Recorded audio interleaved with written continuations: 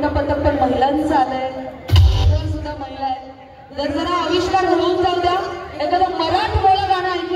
यांनी आज सगळ्या तरुण कार्यकर्त्यांमध्ये पेरलाय, म्हणूनच सलामी देण्यासाठी मुंबईचं पथक आलंय, पण फोडण्यासाठी मात्र वेगळं पथक असेल. टेंभुर्णी सन्मान्य दीपक पाटील साहेब, सर्व पोलीस पदाधिकारी, संपूर्ण स्टाफ, टेंभुर्णी पोलीस आपलं मनापासून स्वागत. चेअरमन जिल्हाध्यक्ष बळीराजा शेतकरी संघटना रामदाजी खराडे. निर्मितीचं काम त्यावेळेला झालं असं त्यांनी खंत व्यक्त केली होती. तर आज पुन्हा एकदा या तालुक्याची जनतेला सोबत घेत तुम्ही मोहिते पाटलांचा या तालुक्यातला राजकीय पाठबळ मोठ्या प्रमाणात विस्तारण्यासाठी काय प्रयत्न?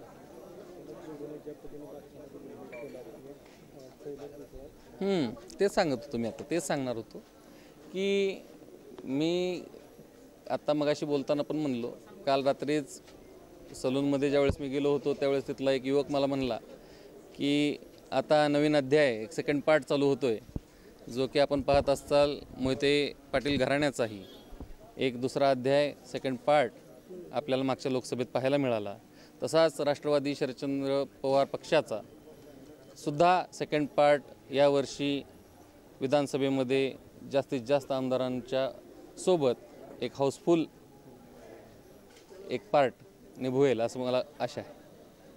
अलीकडून या विधानसभेसाठी माझ्या मुलाला 5 वर्ष संधी देऊन पहा असं आवाहन केले गेले. त्याच वेळेला आता या मतदारसंघातून राष्ट्रवादी काँग्रेस शरदचंद्र पवार पक्षाचा उमेदवार कोण असणार याची मोठी उत्सुकता आहे. दोन तरुणांमध्ये ही लढाई होईल असं वाटतं, काय वाटतं? नाही, शेवटी आता तो पक्षाचा निर्णय असणार आहे आणि आदरणीय शरदचंद्र पवार साहेब, आदरणीय जयंत पाटील साहेब आणि आदरणीय विजयदादा मोहिते पाटील साहेब जो कोणता निर्णय घेतील त्या निर्णयाच्या मागे आपण खात्रीशीर पूर्ण ताकदीनं उभं राहणार आहे, एवढंच मात्र मी या निमित्तानं सांगू शकतो.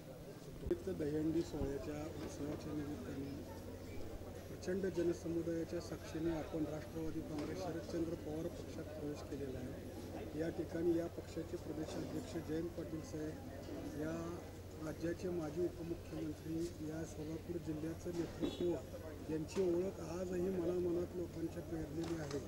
त्यांचा कार्यकाळ हा सोलापूर जिल्ह्याच्या विकासाच्या दृष्टिकोनातून एक ऐतिहासिक कार्यकाळ समोर जात होता. अशा विजयदादांच्या उपस्थितीत हा प्रवेश सोहळा पार पडला आहे. आपल्यावर मोठी जबाबदारी सोपवण्याचे संकेत आहेत, काय सांगाल याबाबत? आज खरं तर नानाभैया युवा मंच आयोजित या सोलापूर जिल्ह्यातील सर्वात मोठी दहीहंडी असं लोकांमार्फत मागच्या वर्षीपासून आपण चालू केली. तर खरंच सांगायचं झालं तर ती सर्वात मोठा उत्सव यावर्षी पाहायला मिळाला.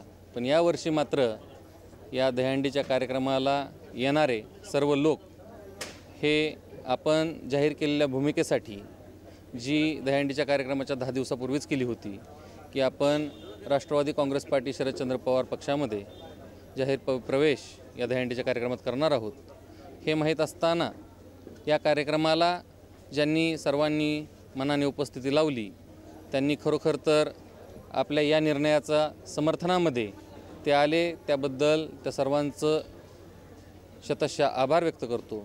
आणि आज एक भाग्याचा दिवस असं म्हणावं लागेल की एका सर्वसामान्य कार्यकर्त्याच्या पक्षप्रवेशाला आज या राज्याचे आपण सांगितलं त्या पद्धतीनं महाराष्ट्र राज्याचा शरदचंद्र पवार पक्ष राष्ट्रवादी पक्षाचा सगळ्यात जास्त मोठी जबाबदारी जर का कोणावर असेल तर ती जयंत पाटील साहेबांवरती आहे.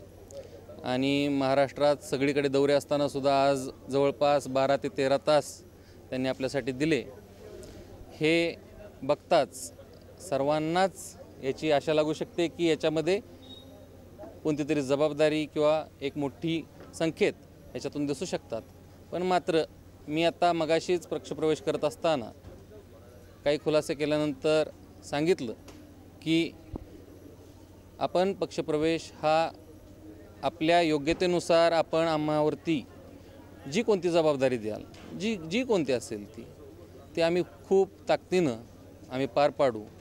आणि एवढंच नाही तर संघर्षातही सोबत राहू आणि यशातही सोबत राहू. नुकत्याच पार पडलेल्या लोकसभा निवडणुकीमध्ये माढा तालुक्यातील या जनतेने परिवर्तनाला खूप मोठे पाठबळ दिलेले होते. या मतदारसंघात परिवर्तन घडून आले. धैर्यशील मोहिते पाटील यांच्या रूपाने राष्ट्रवादी काँग्रेस शरदचंद्र पवार पक्षाचा खासदार संसदेत पोहोचला. 53,000 इतकं लीड या माडा विधानसभा मतदारसंघातून मिळालेलं होतं. काय असेल या पाठीमागे जनतेची नक्की नाराजी काय होती असं तुम्हाला? नाही, खरोखर सांगायचं झालं तर लोकसभेला 52,700 अधिक 13,500 14,000च्या आसपास पाणीला पडलं. 66,000चं मतदान हे तुतारीच्या बाजूने पडल्यासारखं होतं. तर एवढं मोठं मताधिक्य ज्यावेळेस होत होतं त्यावेळेस भाजपवरची नाराजी तर होतीच, पण शरदचंद्र पवार साहेबांबद्दलची सहानुभूती आणि या जिल्ह्यामध्ये आदरणीय विजयदादांनी जे कार्य उभं केलं आहे त्या कार्याप्रती त्यांच्या घराण्याबद्दलची सहानुभूती आणि त्यांच्या घराण्याबद्दलचं माहीत असलेलं ज्ञान याच्यामुळे सर्व परिवार त्यांच्या पाठीमागे खंबीरपणे उभा राहिला आणि हे यश चांगल्या पद्धतीने मिळू शकलं. येणाऱ्या काळातही कदाचित आज जर का तुम्ही पाहिलं असेल तर आज आपली हंडी परिवर्तनाची, तुतारी नव्या पर्वाची, कदाचित येता काळामध्ये सुद्धा आपल्याला हे परिवर्तन असंच बघायला मिळू शकेल. ज्या पद्धतीने